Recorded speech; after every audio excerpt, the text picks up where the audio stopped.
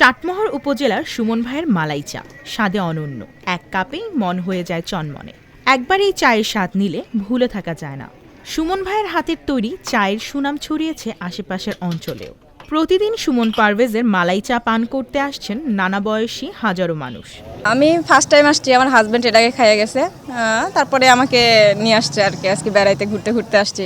এখানে আসা হয়, চায়ের মানটা ভালো। এখানে এর আগেও কয়েকবার আসছি, আজকেও আসলাম আমার ওয়াইফকে সাথে নিয়ে। তো মোটামুটি চায়ের মান ভালো দেখে এখানে আসা হয়। সুমন ভাইয়ের অত্যাধিক সুন্দর ব্যবহার, তার কথাবার্তা সুন্দর আছে, প্লাস উনি যে চাটা বানায় চাটা অনেক সুস্বাদু।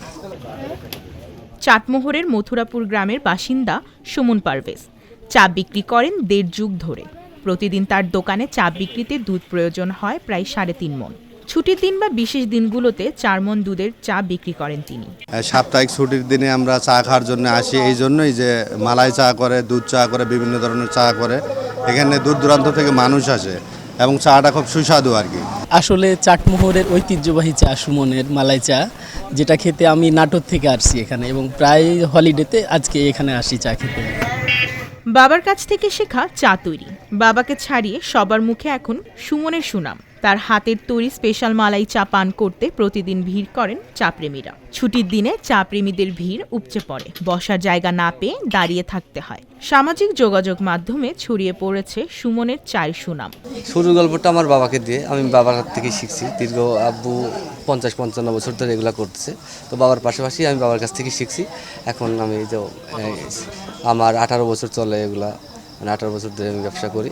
তো মান্থলি আমি 40-50 হাজার টাকা কামাই করি এখান থেকে, এলাকার থেকে। 120 থেকে 130 কেজি। আর শুক্রবারে, মানে শুক্রবারের দিনগুলোতে ভিড়টা একটু বাড়ে।